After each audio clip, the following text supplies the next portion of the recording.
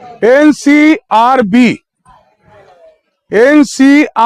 National crime branch bureau record के मुताबिक हिंदुस्तान में हर 8 मिनट पर एक बच्चा या एक बच्ची किडनैपिंग, ह्यूमन ट्रैफिकिंग या फिर रेप का शिकार होती है। मध्य प्रदेश में गुज़श्ता एक साल में 48,000 बच्चे, बच्चियां और लड़कियां गायब हो गई पुरस्कार तरीके से, जिनकी आज तक कोई रिपोर्ट नहीं लगी। हमारी हंसती खेलती मुस्कुराती खुशियां बांटती जिंदगी और खुशियां हमारे इन प्यारे मासूम बच्चों से होती है, लेकिन कई बार ये वैसी दरिंदे इन मासूम बच्चों की, इनकी हंसी, इनकी मुस्कुराहट सब कुछ छीन लेते। क्यों? क्योंकि कहीं ना कहीं हम लोगों से एक लापरवाही होती है कि हम हमारे बच्चों को वो जो तरबियत देना है कि अजनबी लोगों से दूर रहे। अगर कोई अजनबी शख्स, कोई अजनबी लोग अगर इन बच्चों को आकर कैडबरी चॉकलेट देता और ये कहता कि ये बच्ची कैडबरी ले और मेरे साथ में चल, तो हमारे इन बच्चों को इतना होशियार करो कि वो अजनबी हो, चाहे उनका खुद का कोई रिश्तेदार हो, मोहल्ले का हो, गली का हो, चाहे उसके जान पहचान वालों, यहाँ तक के उसके चाचा या सगे रिश्तेदार क्यों ना हो, अगर वो अकेले मिले जा रहे या उस बच्ची को चेहरे पे टच कर रहे, बदन पर हाथ लगा रहे, तो माँ को चाहिए कि इन बच्चियों को इस तरीके से होशियार करे कि वो बच्ची अकेले में किसी भी इंसान, यानी इंसान में बोले तो किसी भी लड़के के पास या किसी भी आदमी के पास ना जाए। ये बच्चियां सिर्फ उसकी माँ के पास रहे, अकेले में सुनसान में ना रहे। ये तरबियत दी जाना चाहिए। गुज़श्ता दिनों जो डोंगराले के अंदर हादसा हुआ, जिस मासूम बच्ची को इतने बेहमाने तरीके से उसका रेप करके और मर्डर किया गया, आज हम लोग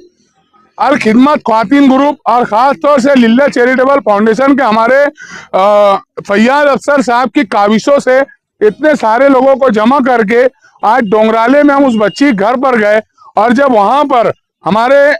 ग्रुप की, अल खिदमत ख्वातीन ग्रुप की और आंगनवाड़ी सेविकाओं की तरफ से महरून निसा आपा, अलकमा आपा, अतिया आपा, फर्दन में सबका नाम तो नहीं ले सकता, मगर इन लोगों ने जब उन लोगों से सवाल किया बच्ची की दादी से, उसकी माँ से, तो बच्ची की दादी कहने लगी कि वो जालिम, वो वैसी दरिंदे ने उस मासूम बच्ची को इतवार के रोज तकरीबन शाम में 4, 4:30 बजे की टाइम वो बच्ची घर के बाहर खेल रही थी और ये लोग खेत में काम पर गए हुए थे और माँ अंदर घर में घर का कुछ काम कर रही थी। उस वक्त तो दरिंदा आया और इस बच्ची को एक कैडबरी दी और कैडबरी का लालच देकर बच्ची को लिया और इसको लेकर गया और इसके साथ जो तो रेप किया और इसका बेहमाना कत्ल करके फेंक दिया। इसकी बुनियादी वजह, अगर वो बच्ची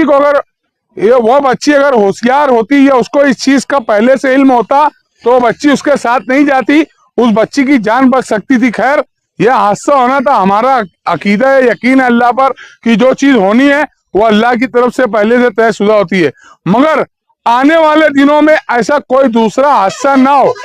उसके लिए हमें कोशिश करनी ये चाहिए कि ऐसे वैसी दरिंदों से अपने बच्चों को पहले से होशियार कर देना चाहिए। अभी देखिए हमारे दरमियान में ये बच्ची है, इधर बेटा,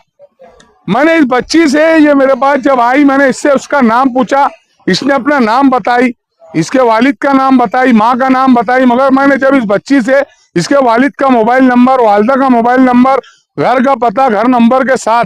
और मोहल्ले का नाम और मस्जिद का नाम, मदरसे का और स्कूल का नाम पूछा, ये नहीं बता पाई। अगर ऐसी मासूम बच्चियों को हम बचपन से इनकी तरबियत ऐसी करें, इनको हम ऐसा रेडी करें कि ये बच्चियां बचपन से ही कोई अजनबी शख्स के पास ना जाए, किसी की लालच में ना आए, तो ये बच्चियां इस तरीके से बच सकती है। बहरहाल, गुज़श्ता दिनों मोहम्मद कैफ का जो हादसा हुआ और अरसलान मर्डर केस, इसके ताल्लुक से भी किसी ने अभी तक के जो आवाज उठाना चाहिए वो आवाज नहीं उठाई। हिंदुस्तान का कानून आज इस तरीके से फीका पड़ रहा है कि क्राइम करने वाले आसानी से क्राइम कर ले रहे हैं। उनको पता है कि आज नहीं तो कल जामीन हो जाएंगी, जमानत हो जाएंगी। हालांकि होना ये चाहिए कि जो मासूम बच्चियों के साथ बलि जैसे घिनौना हरकत